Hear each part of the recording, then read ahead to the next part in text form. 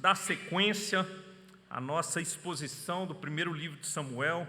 Então convido toda a igreja a abrir as escrituras, primeiro livro de Samuel, capítulo de número 23.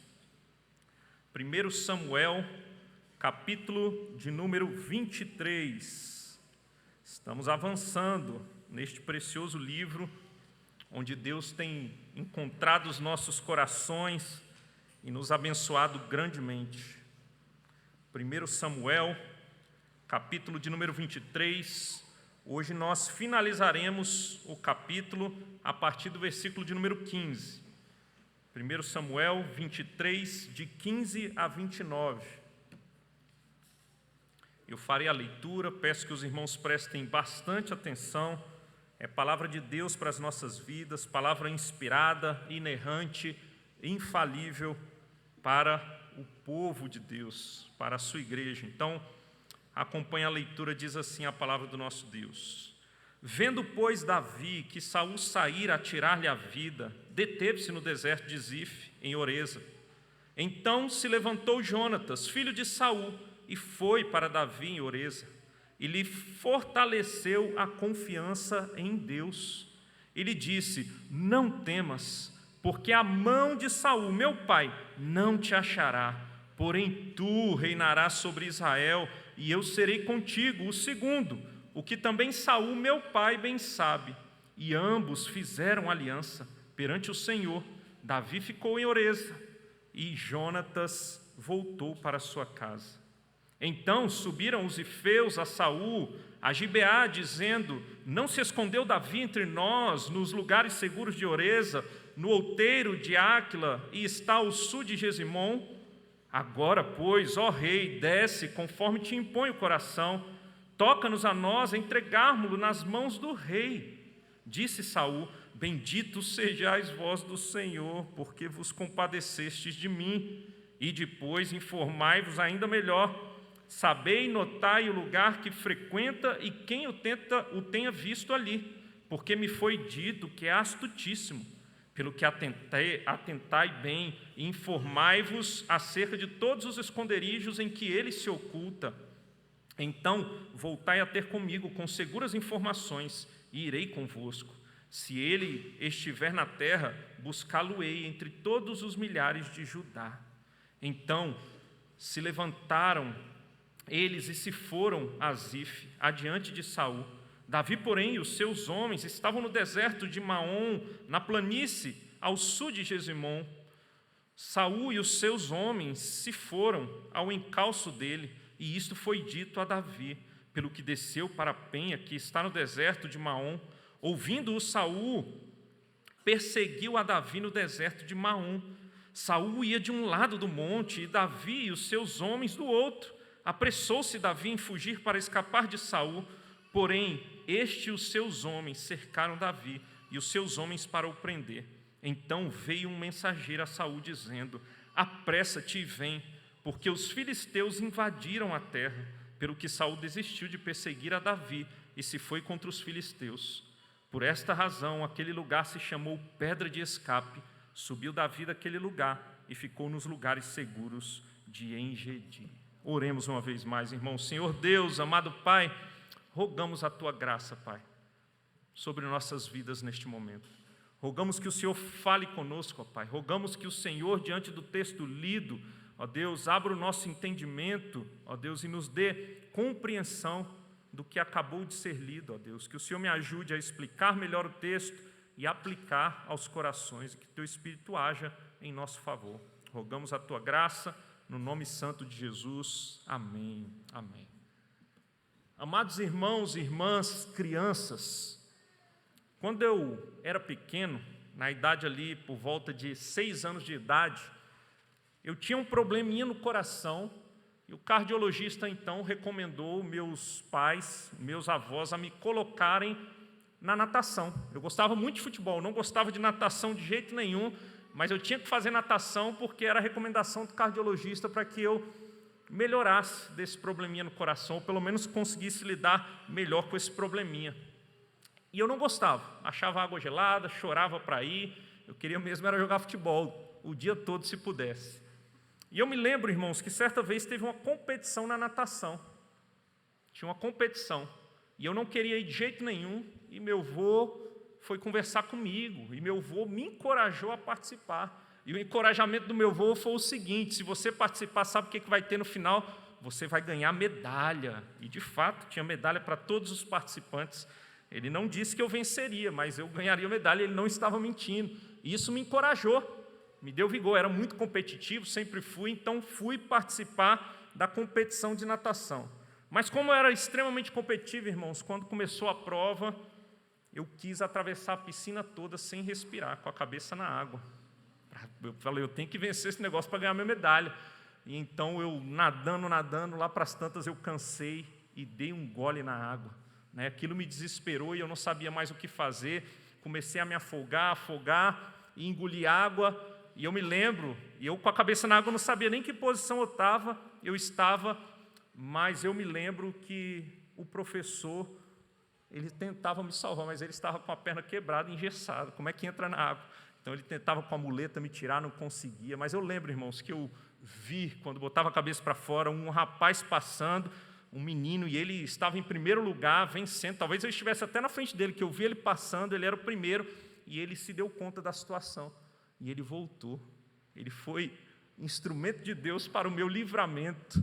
Eu recebi encorajamento para participar da prova, e na prova ia me complicando, e recebi o livramento por meio desse menino, que deixou de ganhar ali a medalha de ouro para me salvar. No fim das contas, eu ganhei minha medalha, deu tudo certo, fiquei feliz depois de ter engolido bastante água. Mas, irmãos, nessa história que eu acabei de contar, ela tem encorajamento da parte do meu avô, que me fez ir para a prova e competir, mas na prova eu tive que receber livramento. E, de fato, no fim das contas, ganhei minha medalha, deu tudo certo. Mas quando eu olho para esse texto mostra para nós justamente essas duas verdades aqui para nós.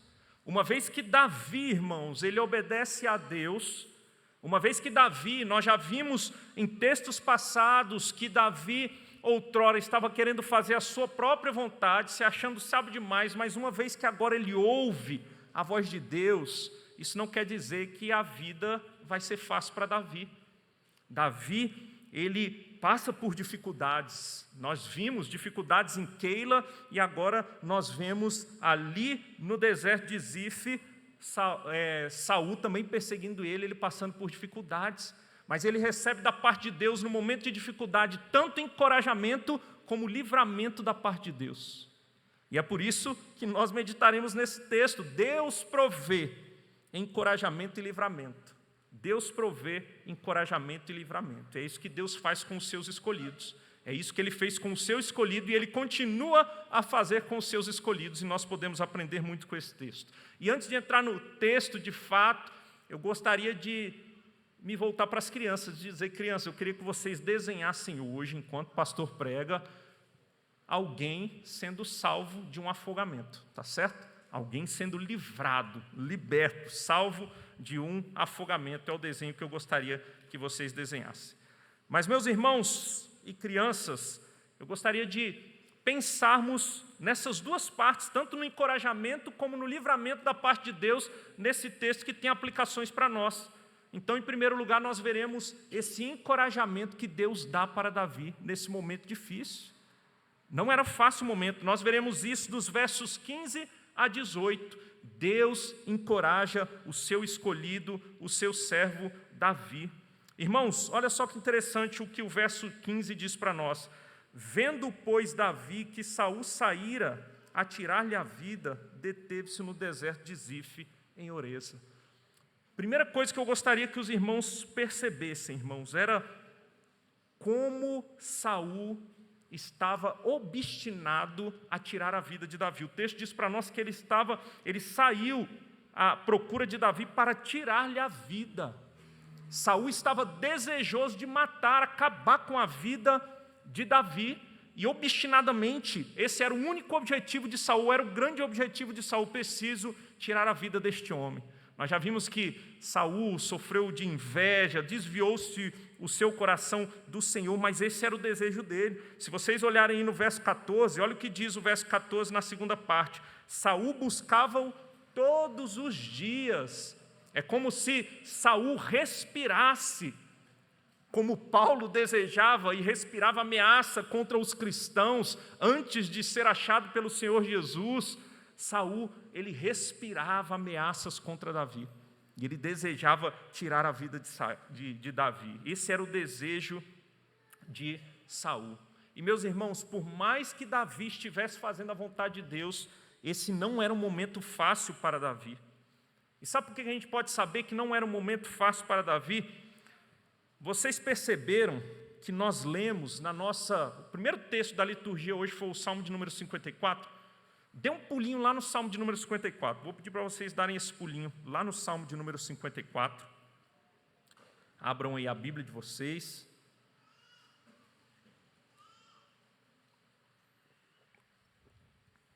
Salmo de número 54. Olha aí que interessante, irmãos. Não sei se vocês perceberam, mas o presbítero William, ele não começou do verso 1, mas ele leu o título do Salmo. E aqui vai uma instrução para vocês. Quando vocês olharem na Bíblia de vocês, quando tem um título em negrito, esse título foi dado pela Sociedade Bíblica, ok? Da Bíblia de vocês. Então, esse título, ele não está contido nos manuscritos originais, mas quando você olha para esse título em itálico, há manuscritos que contêm esses títulos, tá certo? Então, quando vocês olham para esse títulozinho, há manuscritos antigos que contêm esse título, e esse título aqui dá o contexto do Salmo. E olha só o que diz o contexto do Salmo, o título do Salmo: ao mestre de canto, salmo didático, para instrumentos de cordas, de Davi, quando os ifeus vieram a dizer a Saul: não está Davi homiziado entre nós? Homiziado é escondido. É justamente o contexto, irmãos. Essa oração que Davi faz, esse salmo, ele é composto nesse contexto do texto que nós lemos. E o texto vai mostrar para nós, principalmente os versos 1, 2 e 3, que Davi, ele estava se sentindo ameaçado. Provavelmente Davi estava sentindo medo nesse momento difícil da sua vida. Assim como nós, na nossa caminhada, sentimos medo algumas vezes, Davi estava sentindo medo. Olha o que diz o salmo no seu início: ó Deus, salva-me pelo teu nome e faz-me justiça pelo teu poder. Escuta, ó Deus, a minha oração, dá ouvidos às palavras da minha boca, pois contra mim se levantam os insolentes e os violentos procuram tirar minha vida. Não tem Deus diante de si. Ele sentiu essa ameaça, Davi. Davi, meus irmãos, estava sentindo um temor diante dessa perseguição e ele ora ao Senhor. Aqui a gente aprende algo com Davi, que nos momentos difíceis nós devemos também colocar a nossa causa diante do Senhor, mas o ponto é, Davi estava sentindo uma espécie de temor, irmãos, por causa dessa perseguição. Assim estava o coração de Davi. E Deus sabia bem disso. Deus conhece os corações. E olha o que diz a sequência do texto, então, para nós, o verso de número 16. Então, diante desse Saul, obstinado para tirar a vida de Davi, se levantou Jonatas, filho de Saul, e foi para Davi, a Oreza, e lhe fortaleceu a confiança em Deus. Louvado seja o nosso Deus, irmãos. Sabe por que louvado deve ser o nosso Deus? Jonatas se levantou, mas olha só, e nós não podemos ler este capítulo inteiro sem considerar o verso de número 14. O verso de número 14 diz para nós, no final dele: Saul buscava-o todos os dias, porém Deus não o entregou nas suas mãos. Davi estava sob os cuidados de Deus. Deus estava cuidando, guiando, protegendo Davi. É Davi que, ou melhor, era Deus quem conduzia a vida de Davi. E o verso 14 deixa isso claro: é Deus quem deixa ou não deixa alguém encontrar Davi. É Deus quem está com Davi nas suas mãos, é Deus quem esconde, é Deus quem protege, é Deus quem permite, é Deus quem retém, é Deus quem dá as caras de Davi, é Deus quem esconde Davi, é Deus que está conduzindo Davi. E o texto diz para nós que Jonatas se levantou e foi até Davi. Davi estava sendo escondido de Saul, mas Deus levanta Jonatas e Jonatas encontra Davi, meus irmãos, naquele deserto. Jonatas encontra porque Deus queria que Jonatas encontrasse Davi. E é maravilhoso, irmãos, nós percebermos o que Davi faz, ou melhor, o que Jonatas faz. Jonatas é instrumento nas mãos de Deus, ele vai na direção de Davi, e o texto diz: e lhe fortaleceu a confiança em Deus. Davi, você está temeroso. Davi, eu sei que a coisa não está fácil, mas eu quero te encorajar. Eu quero te encorajar nesse momento difícil que você está passando, Davi, eu quero te encorajar. Então Jonatas encoraja, fortalecendo então a confiança de Davi em Deus. Nos momentos difíceis, Davi, você precisa confiar em Deus, você precisa ter a sua fé fortalecida. Não olhe para as circunstâncias, Davi, olhe para as promessas do seu Deus. Olhe para as promessas do seu Deus, e de fato, irmãos, é o que nós vamos ver. Esse encorajamento, ele tem conteúdo, e o conteúdo são as promessas de Deus. Olha aí o verso de número 17. Verso de número 17, ele disse: não temas, porque a mão de Saul, meu pai, não te achará. Aqui já tem um bom encorajamento, né? E talvez ele pergunte: mas como, Jonatas, você sabe que a mão de seu pai não me achará? Como você sabe que seu pai, querendo me matar, ele não vai me encontrar e me tirará a vida? Como você sabe? E ele conclui, ele diz: porém, tu reinarás sobre Israel, e eu serei contigo o segundo, o que também Saul, meu pai, bem sabe. Sabe por que Jonatas, irmãos, sabe que Saul não colocará as mãos em Davi? Porque Saul é ungido de Deus. Porque Davi é ungido, apesar de Saul também ter sido, mas aqui Davi é ungido de Deus, é escolhido de Deus. Vocês lembram quando o profeta Samuel é levantado por Deus para ungir Davi, rei de Israel? Ele foi ungido rei, e é confiado no que Deus fez por meio do seu profeta, que Jonatas tem essa garantia, se lembrando que Deus estava fazendo uma promessa quando Davi estava sendo ungido, de que ele reinaria, e é baseado nessas promessas que Davi é encorajado, irmãos. E louvado seja Deus por isso, porque Deus, Ele faz promessas, e nós podemos confiar como Davi nas promessas que Deus faz.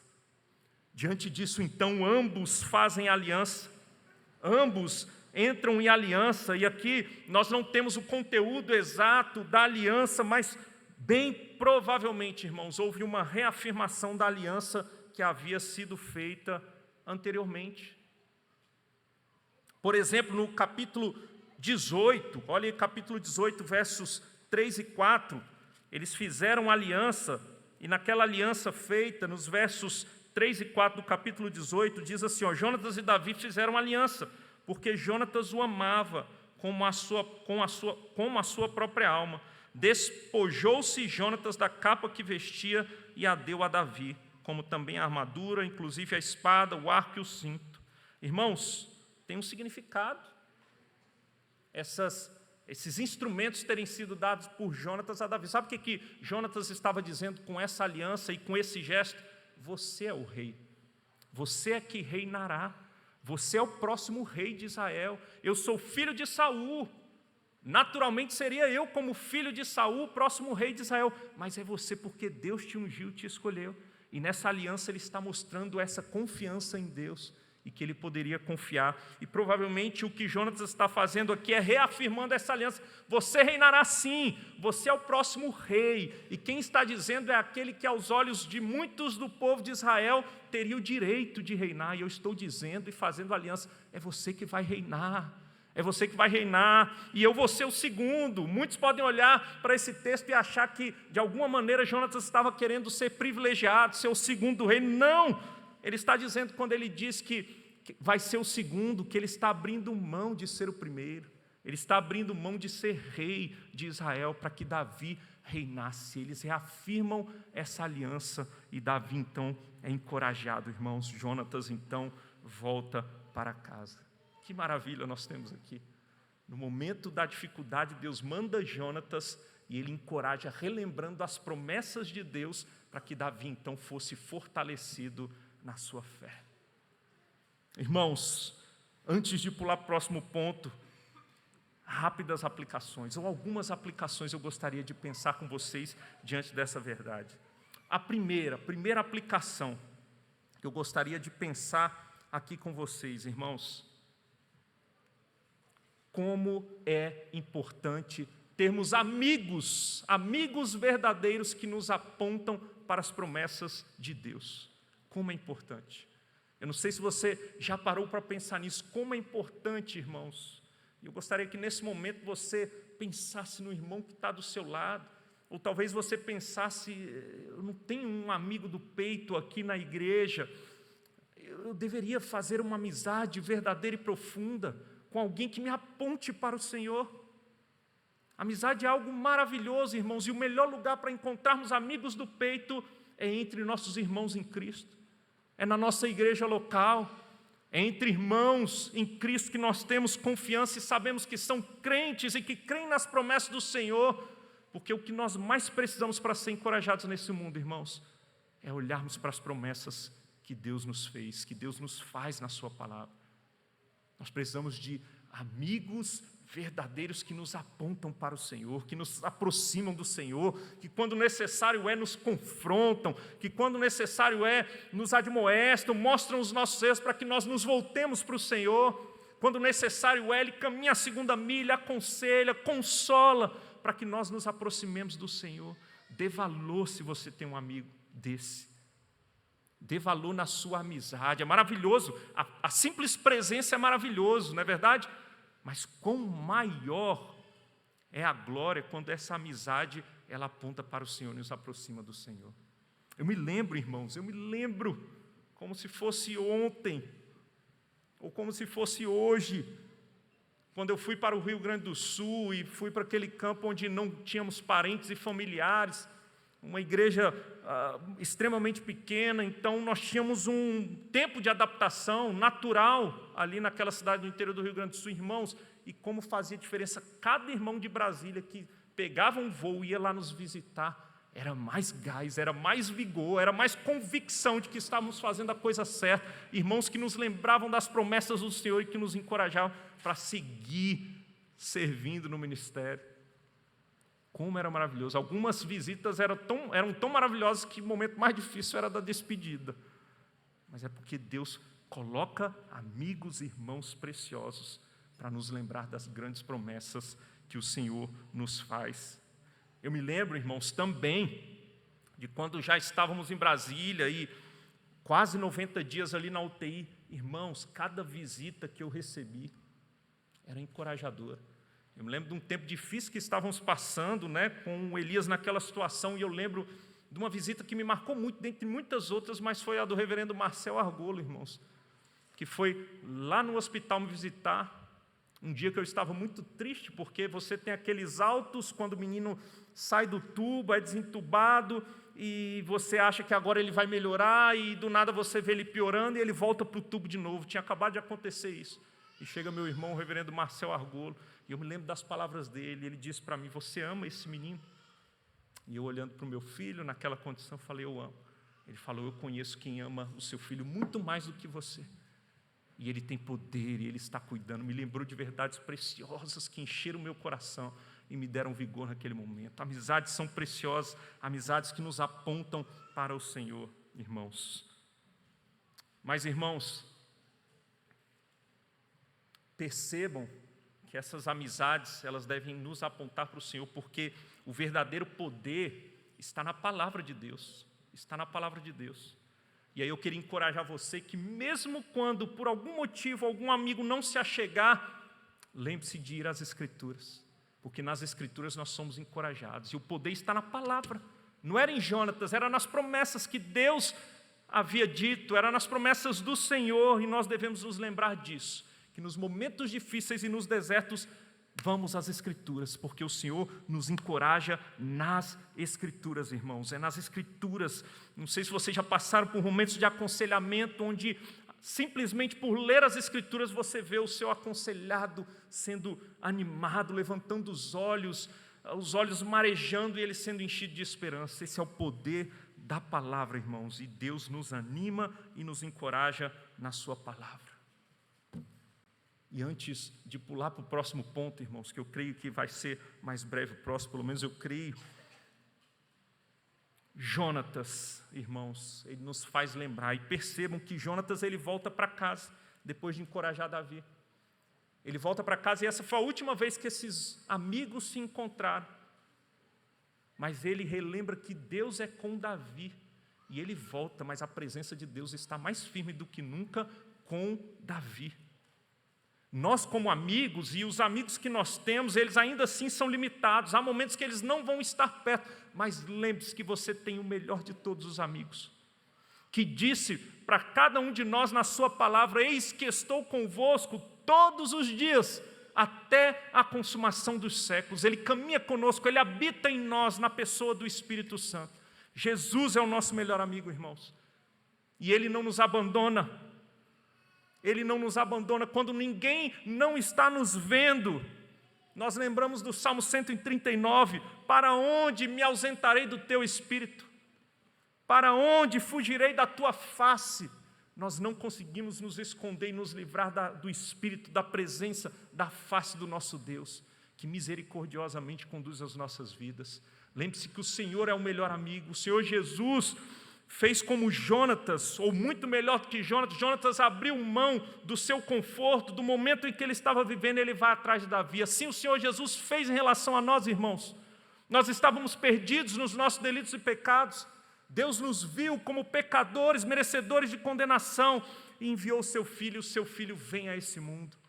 Esse é o nosso melhor amigo, irmãos, e uma vez que ele vem, ele morre a nossa morte, nos dando vida, e ele não só caminhou conosco, mas ele habita em nós e ele está conosco. Lembre-se que Jesus caminha com você.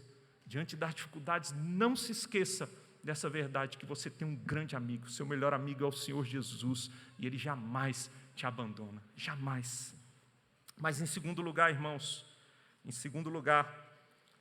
nós vemos o livramento. Deus provê também, além de encorajamento, livramento para Davi. Olhem aí para as Escrituras, nós vemos a partir do verso 19, o texto diz para nós: então subiram os ifeus a Saul, a Gibeá, dizendo: não se escondeu Davi entre nós nos lugares seguros de Oreza, no outeiro de Áquila, que está no sul de Gesimom. A partir daqui, então, nós vemos Davi, que já havia sido traído pelos habitantes de Keila. Davi venceu os filisteus, livrou os moradores de Keila, que o entregaram. E agora, Davi é traído novamente, agora pelos ifeus, e eles entregam Davi para Saul. Eles dizem: Davi está lá na nossa terra, está lá no nosso meio, Davi está escondido lá. Talvez pensando que Saul era rei, lembrando dos profetas de Nob, falou: é melhor a gente entregar logo, porque senão vai dar ruim como deu para os profetas de Nob. Eles se acovardam e eles entregam, e eles aqui fazem uma trama, irmãos. Nós vamos ver dos versículos 19 a 23, uma trama junto a Saul para entregar Davi. Eles conheciam aquela terra, e eles conversam bastante nessa trama. Eles dizem no verso 20: toca-nos a nós entregarmos-lo nas mãos do rei. Aí olha só que interessante o verso 21, irmãos. Disse Saul: bendito sejais vós do Senhor, porque vos compadecestes de mim. Irmãos, deixa eu fazer um parêntese aqui. Vocês percebem o que nós estamos vendo aqui, lendo? Saul está cego, ele virou as costas para o Senhor, pecando contra o Senhor, vivendo obstinadamente contrário à vontade de Deus. E olha só a fala religiosa, não é verdade? Ele diz: bendito sejais vós do Senhor. Isso aqui me liga a um alerta, irmãos. Eu queria abrir esse parêntese aqui, que há possibilidade, como aconteceu com Saul, na verdade, de muitos acharem que estão fazendo a vontade de Deus, que estão sendo zelosos em fazer a vontade de Deus, usam um linguajar, inclusive, para abençoar outros, quando estão fazendo justamente o contrário do que Deus gostaria. É o que nós vemos aqui. A obstinação é tão grande que ele está cego. Hoje nós lemos, e a pregação hoje de manhã foi em João capítulo 8, versos 1 a 11. Vocês lembram daqueles homens, escribas e fariseus, aqueles judeus que condenaram aquela mulher adúltera? Foi o que nós vimos hoje, como eles não olhavam para si. O Senhor Jesus confronta eles: quem não tem pecado que atire a primeira pedra. Tem gente que acha que está fazendo a vontade de Deus, tem gente que acha que está certo. era o que estava acontecendo com Saul. Nós fomos lembrados hoje de manhã, e lembro de novo, Lucas 18, de 9 a 14, lembra do publicano, o fariseu e o publicano. O fariseu achando que estava fazendo a vontade de Deus, e que estava sendo ouvido, que tinha relacionamento profundo com Deus, e o publicano não, ele estava equivocado. E aqui nós devemos ligar um sinal de alerta, irmãos, porque nós podemos incorrer neste erro também. Achar que estamos no caminho correto e nos enganarmos. Eu sei que o mais fácil é olharmos para o texto e nós falarmos: que maravilha, eu quero ser uma espécie de Jonatas na vida de alguém. Que maravilha, eu tenho um amigo como Jonatas e ele me encoraja assim como Jonatas encorajou Davi. Eu quero ser Davi corajoso. E não nego, irmãos, que nós podemos aprender com essas histórias e com esses personagens, mas nós também devemos olhar para Saul. E a vida de Saul e o que nós vemos aqui também nos confronta, para que nós não nos percamos e que nós, achando que estamos fazendo a vontade de Deus, estejamos perdidos. No verso 7, você dá um pulinho no verso 7 do capítulo 23, olha o que Saul vai dizer: foi anunciado a Saul que Davi tinha ido a Keila. Disse Saul: Deus o entregou nas minhas mãos. Ele achava que Deus tinha entregado ele nas mãos, Davi nas mãos dele. E olha só o que diz o verso 14, é justamente o contrário. Porém, Deus não o entregou nas suas mãos. Cuidado para você não caminhar enganado, achando que está fazendo a vontade de Deus e está justamente fazendo o contrário da vontade de Deus. Peça graça do Senhor, vá às Escrituras, tenha humildade para ouvir, tenha humildade para ser aconselhado, caminhar com os outros, para você não se desviar do caminho, achando que está fazendo a vontade de Deus. Fecha o parênteses, irmãos. Então nós vemos a trama. É interessante que no verso 22, Saul vai dizer que Davi é astutíssimo, mas nós vamos ver no texto que não é a astúcia de Davi que o livra, não é verdade? Mas é a mão do Senhor. E na sequência, então, nós vemos verso 23, Saul dizendo mais uma vez que vai buscar Davi depois das informações que ele recebe. Então, versos 24 e 26, Saul persegue Davi, irmãos. E é dramático. Se você for lendo aqui, fazendo a leitura do texto, você vê o drama que o autor coloca nesse texto. Diz: então se levantaram eles e se foram a Zif, adiante de Saul. Davi, porém, e os seus homens estavam no deserto de Maom, na planície ao sul de Gesimom. Saul e os seus homens se foram ao encalço dele. Imagina então, talvez Saul e os seus homens em cavalos e Davi e seus homens em cavalos. Essa é a cena que nós temos aqui diante de nós. E isto foi dito a Davi, pelo que desceu para a penha que está no deserto de Maom.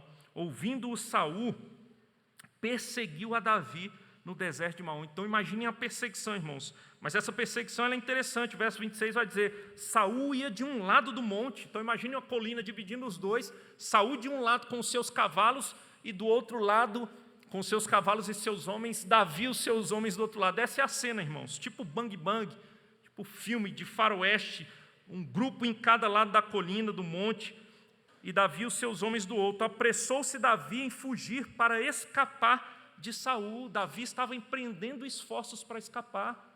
Davi estava tentando escapar.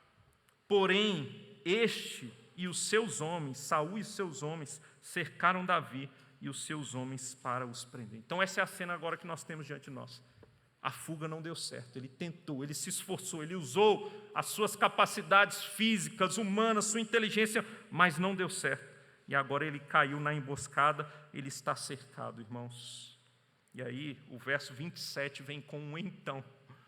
Então, você acha que vai acabar, é o fim de Davi? Talvez quem nunca leu o livro de Samuel lendo falou: o que acontece agora? E o texto diz para nós: veio um mensageiro de Saul dizendo: apressa-te e vem, porque os filisteus invadiram a terra. Vem, os filisteus invadiram a terra, pelo que Saul desistiu de perseguir a Davi e se foi contra os filisteus. Parecia que Davi seria morto neste momento, irmãos. Mas vocês lembram do verso de número 14? Verso de número 14 diz para nós: porém, Deus não o entregou nas suas mãos. Davi estava nas mãos do próprio Deus.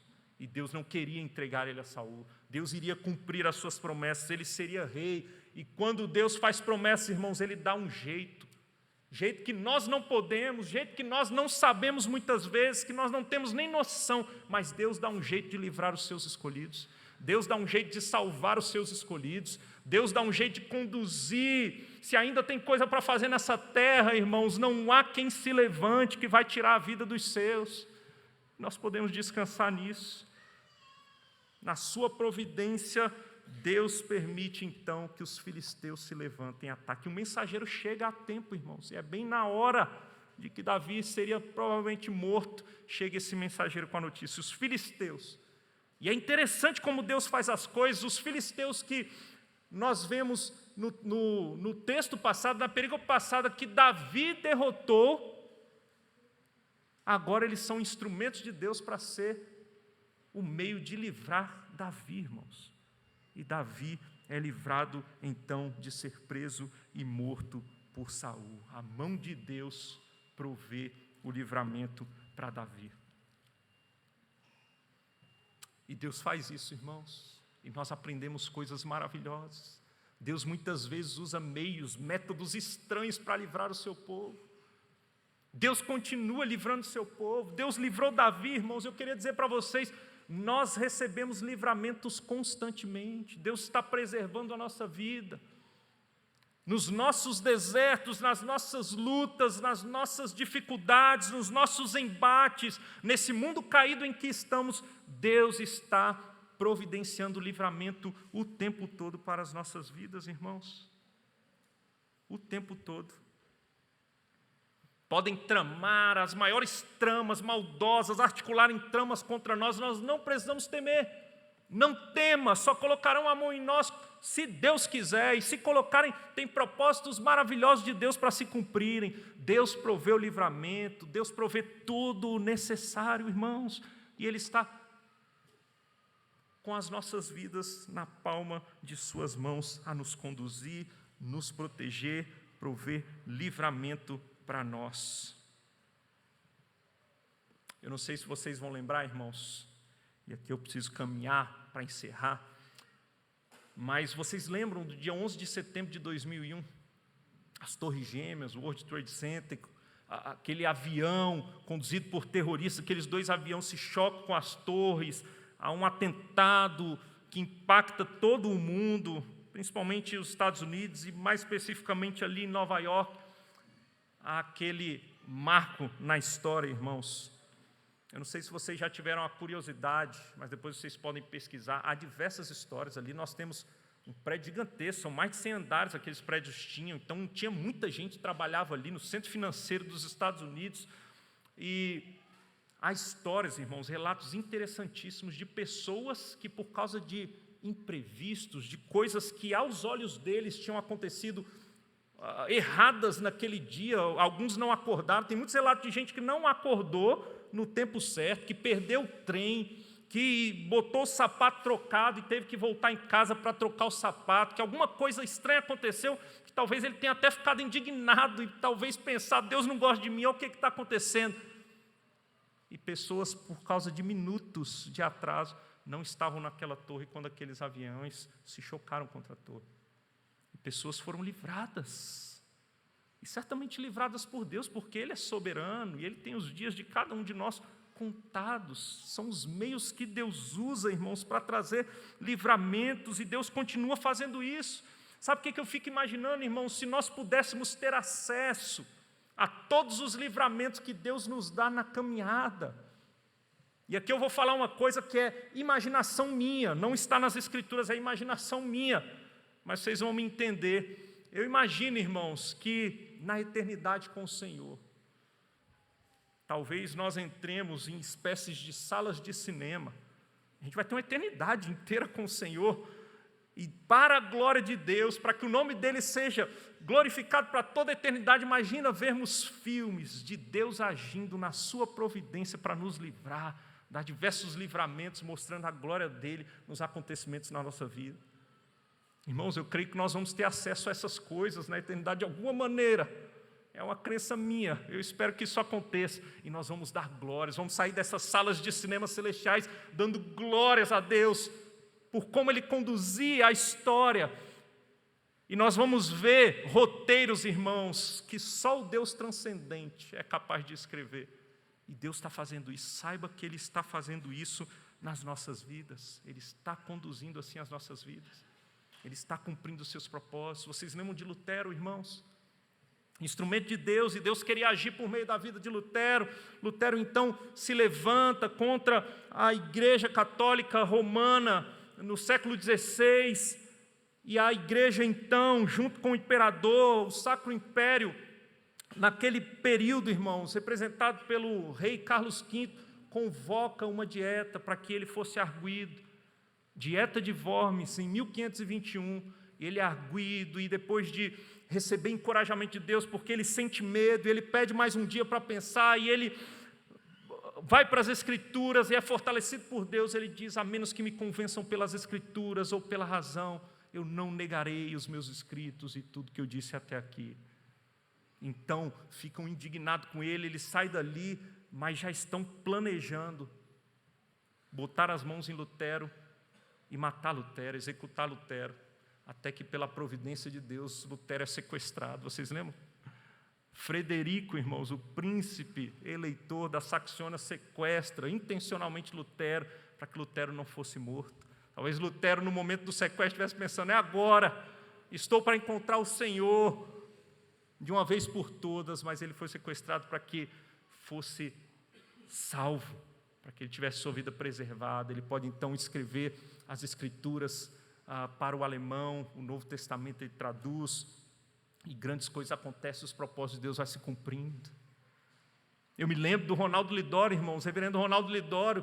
Ele teve não sei quantas vezes malária, no tempo que ele estava lá na África e também no Amazonas, e ele diz que não entendia o porquê que ele tinha tanta malária, e os momentos que ele tinha malária não podia fazer suas viagens, mas ele depois percebeu que era justamente nos momentos em que ele estava com malária, quieto, que ele traduzia as Escrituras para a língua dos nativos, e ele cumpriu assim o seu trabalho de tradução de grande parte das Escrituras para os nativos, pela providência de Deus. Deus está agindo com a sua providência, está nos livrando, está cumprindo os seus propósitos, e nós devemos descansar e confiar. É teu, somente teu, Senhor, todo o trabalho. Nosso trabalho é descansar no Senhor, confiarmos no Senhor. E de fato, irmãos, para encerrar, e eu preciso mesmo encerrar, que eu já passei aqui do tempo previsto, talvez você pense, e de fato, quando nós vemos que Deus está nos livrando, nós somos encorajados, não é verdade? Nós somos encorajados também pelos livramentos que vemos que Deus está nos permitindo perceber na nossa caminhada. Mas talvez você olhe e fale: eu não consigo me lembrar de um grande livramento que o Senhor me deu, ou deu para a minha família. Eu acho que é difícil não lembrarmos de algum. Eu sei que tem muito mais, mas eu queria dizer para você, meu irmão, minha irmã, o maior de todos os livramentos, nós não podemos esquecer jamais, jamais. Eu queria lembrar para você aqui hoje, nesta noite, para que você saia mais encorajado do que nunca, de que você, pelas suas próprias forças, pela sua capacidade, pelos seus méritos, estava fadado ao quinto dos infernos. Essa é a verdade. Como pecador, você merecia ser condenado por Deus, você estava numa enrascada, e nenhum de nós, ou qualquer ser humano que já pisou nessa terra, a não ser o Deus que se encarnou, todos nós temos pecados, todos pecaram e destituídos estão da glória de Deus. Nós merecíamos, irmãos, sofrer a ira de Deus, e não havia o que fizéssemos que poderia nos dar escape. Nós jamais poderíamos escapar, mas o Senhor providenciou o meio. O Senhor proveu o livramento. Sabe como é que o Senhor nos livrou, irmãos? De sofrermos a sua ira, e ao invés de inimigos nos tornarmos amigos, Ele enviou o seu Filho amado, Jesus Cristo. Jesus Cristo foi àquela cruz, e na cruz nos substituiu, nos dando salvação, libertação. Nós recebemos o maior de todos os livramentos na cruz do Calvário, e já não somos inimigos de Deus, somos amigos. Nós somos filhos amados e adotados, nós somos herdeiros. Ele nos livrou para que nós recebêssemos a medalha final. Ele abriu mão da sua glória, como aquele menino que ganharia a medalha de primeiro lugar, e volta, ele abre mão da sua glória, e ele vem a esse mundo para que nós recebêssemos a medalha, recebêssemos o reino, fôssemos co-herdeiros de fato e por direito. E temos agora um reino garantido, receberemos a coroa imacessível, reinaremos com o Senhor, reinaremos com Ele, que como Jonatas também abriu mão do seu conforto, veio a esse mundo, foi ao encontro de Davi nas suas dificuldades, o Senhor veio e sofreu a ira de Deus no nosso lugar. Nós recebemos o maior de todos os livramentos, irmãos, e esse é o maior de todos os encorajamentos para que nós sigamos confiados. Nós lemos aqui o texto do Sermão da Montanha, onde o Senhor Jesus usa, irmãos, aquela relação do maior para o menor. Se o Senhor é quem nos dá vida, Ele que nos dá o corpo, Ele não vai se importar com as vestes. Se Ele nos dá o corpo, Ele fez o nosso corpo e cuida do nosso corpo, o que são as vestes, irmãos?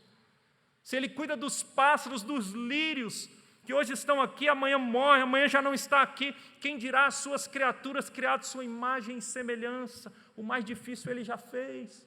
Ele deu o seu filho, se ele não poupou o seu próprio filho, não nos dará juntamente com ele todas as outras coisas. Ele dá e Ele sustenta, porque o maior de todos os livramentos Ele já deu. E isso deve nos encorajar, irmãos. Esse texto está aqui nessa condição para nos encorajar a seguirmos confiados nas promessas, e o que nos faz crer nas promessas é lembrar que Ele já fez o mais difícil na cruz, quando Cristo morreu por nós. Que o Senhor te encoraje nesta noite, que o Senhor te faça livrar desse livramento, você sai encorajado, cheio de fé e confiança no Senhor, para viver a vida para a glória dEle. Vamos orar? O Mateus vai nos conduzir na ceia do Senhor, e posteriormente, após a ceia, nós cantaremos um hino justamente de Lutero, que é um motivo de encorajamento também para nós. Vamos orar. Senhor Deus, amado Pai, te louvamos, ó Deus, pela Tua palavra bendita. Assim como Davi, irmão, o Senhor, estava nessa condição complicada, onde ele ficou um tanto quanto temeroso, nós, eu e meus irmãos, também temos lutas neste mundo caído, ó Pai, para encararmos de toda sorte. Alguns com lutas familiares, alguns com lutas na área da saúde, alguns com medo, ó Deus, com ansiedade tomando o coração por causa da situação geopolítica que traz ansiedade para o coração. Alguns olham para a economia, alguns olham para a sua conta bancária e têm medo. São tantos motivos, ó Deus. A minha oração, ó Deus, é que o Senhor nessa noite nos encoraje, que o Senhor nos faça olhar para as promessas do Senhor, que o Senhor nos faça e nos lembre que devemos buscar o Senhor em primeiro lugar, e as demais coisas, as coisas básicas, o sustento, a graça do Senhor, o Senhor vai derramar sobre nossas vidas, ó Pai. Que descansemos no Senhor, sabendo que o mais difícil o Senhor já fez, quando entregou o seu Filho para morrer por nós na cruz do Calvário. Ó Deus, como Ele venceu a morte, ressuscitando ao terceiro dia, foi assunto aos céus, nós temos garantias, promessas preciosas, e com os olhos fitos na obra de Cristo, no que Ele conquistou, nós somos encorajados a seguir firmes, honrando o Senhor nessa caminhada, Pai. Por isso, te louvamos, o adoramos e oramos no nome de Jesus. Amém.